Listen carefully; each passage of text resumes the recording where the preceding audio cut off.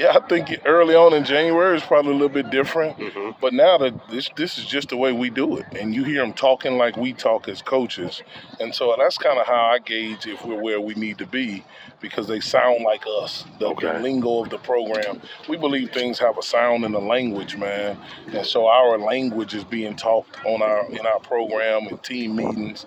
When you hear them in the locker room, they're saying things that we say, and so therefore, it's we feel like we're trending in the right direction. Okay.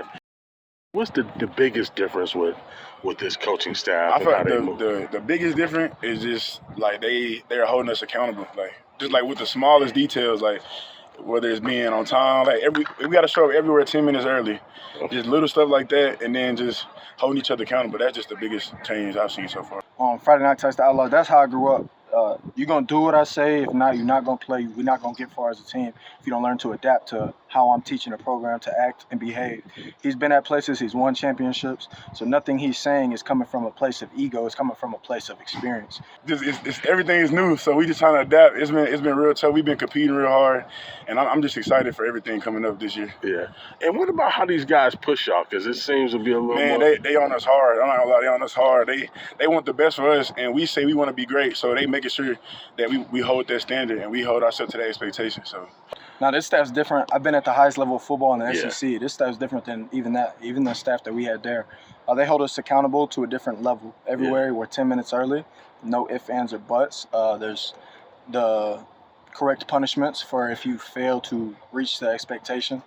We all, as a team, have learned to hold each other accountable in the process, because if you mess up twice, it's your whole position group. You mess up 3 times, it's the whole side of the ball, which is facing punishment. So it's taught us a very valuable lesson, not just like in football, but in life, like holding each other accountable, holding yourself accountable.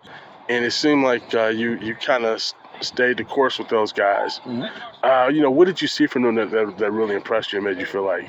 Yeah, they were talented. Schematically, there were some things that we might not do ourselves that they did before, but we felt like in what we do now, those guys fit, and so we wanted to keep them around and put them through, our program and our system and coach them our way, and they've adhered to it. And they've made some plays, and so really proud of those guys, because those guys have had a couple of coordinators since they've been here at Prairie View, and then the guys that transferred here last year, they've had a couple of coordinators in their career too. Right. And so just a lot of football being taught a lot of different ways, but those guys are really adapted to the way we do things. Okay.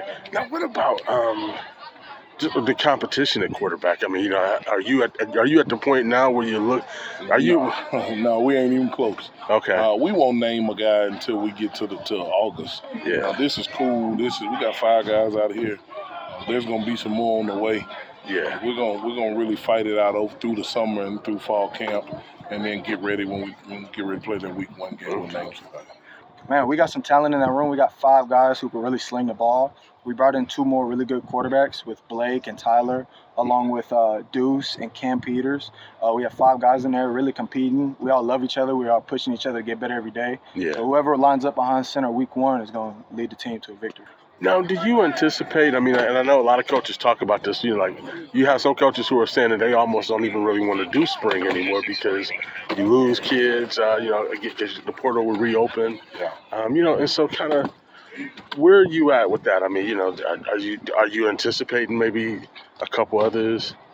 Yeah, we're gonna get a lot of players out of the portal. That ain't no secret. Right. Everybody in the profession that know me and know what we've done, where we've been, that's how we operate.